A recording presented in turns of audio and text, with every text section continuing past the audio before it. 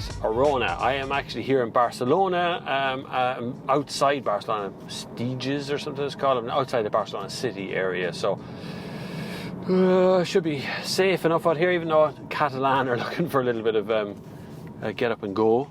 They got up and went, they're hoping. So I think that at the moment, the hardest place for a car to be is where this car is. It's this mini crossover thing. It's not quite a full crossover. It's like a small crossover, and there's a lot of them. So you have the Kia Stonic that I reviewed a couple of weeks ago. You see that on my channel. You should get a little card thing that'll pop up here. The Citroen C3 Aircross is on the way. What else is coming now? There's a few others that are on the way still, and there's a few that are just here, and then there's this one which is just into the market as well.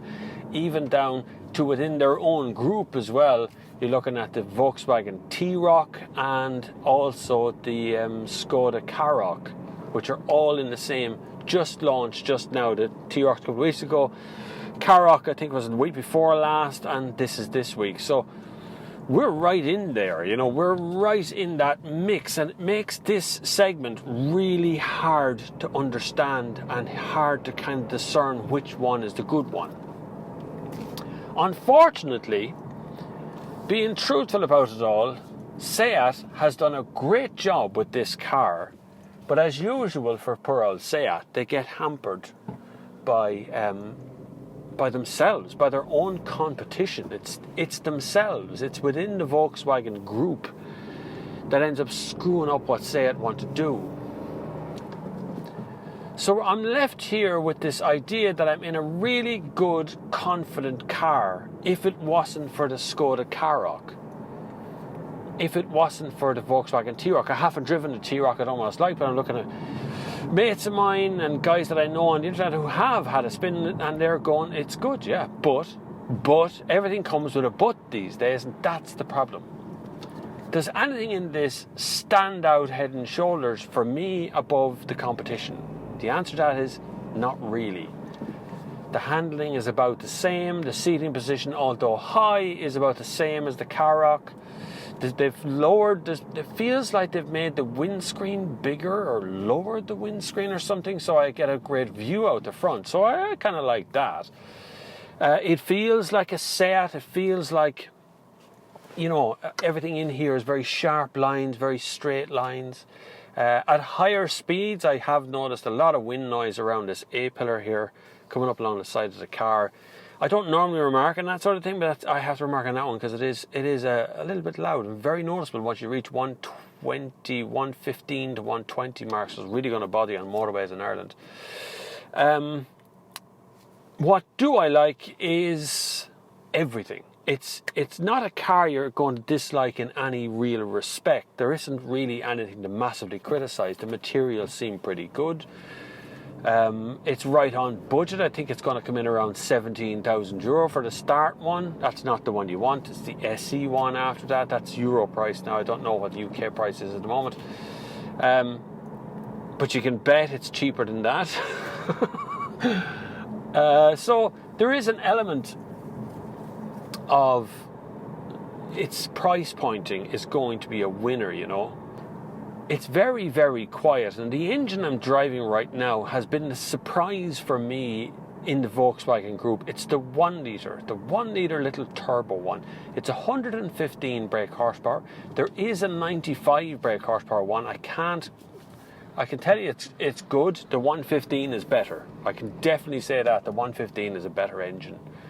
But the 95 is fine, and I think that's going to be the starter engine as well as 95 horsepower. The 115 is going to be the upgrade of that. I quite like this engine. I think it's one of the best engines on the market at the moment. I haven't tested its long-range fuel economy. I've tested here over 100 kilometers. It did very well. We drove from a little stopover point to here, and it's about 100 kilometers since I've done that, and it's barely moved the fuel gauge. So I'm quite happy to say that it seems like a economical car to drive, and that 1 litre engine is an interesting development from Volkswagen, which pushes us away from diesel. Now, earlier on I did drive the 1.6 litre turbo diesel connected to a DSG box. It was a lovely thing to drive. Really enjoyed that car. It was a really nice cruisy thing, but it didn't have much torque. It didn't have much oomph. And I suppose that's down to fuel economy and emissions. They're lowering the CO2 emissions the whole time, trying to get it back down to combat their Dieselgate thing that was going on. So there's an element of that in everything they do. But this 1 litre turbo is, I think, the best engine that they make at the moment. I really do like this. I think it's a very pleasant engine and car. Now, whether you could buy this, or should you buy the Skoda, or should you wait for the T-Roc, or maybe you should go off and buy a Kia Stonic or something. There's just so much choice. And the thing is, my preference at the moment would be Kia Stonic. I think it's a really nice car. I've driven that internationally as well. It seems very well. I haven't driven the T-Roc, so I can't comment there, but the Skoda Karoq is bang on the money as well. I've said it before, but I'll say it again. I'm on all of the usual social medias. You can catch me on Instagram, where I do live stories quite regularly. My God, I've just driven into something here I probably shouldn't have. I think I've driven into a fucking beach resort. I have driven into a beach resort. I've driven into a beach. So, I'm going to stop here and take some photographs and things. Thank you very much for watching. I'd be delighted if you hit that subscribe button. You can check out the Patreon link down below. Hundreds of other videos on the channel if anyone wants to get in touch with me. My email address is bobflav@thenextgear.com. You can also send money by PayPal if you want to leave a little, like a tip jar. If you want to make a once-off payment, that's also on that Next Gear email address, bobflav@thenextgear.com.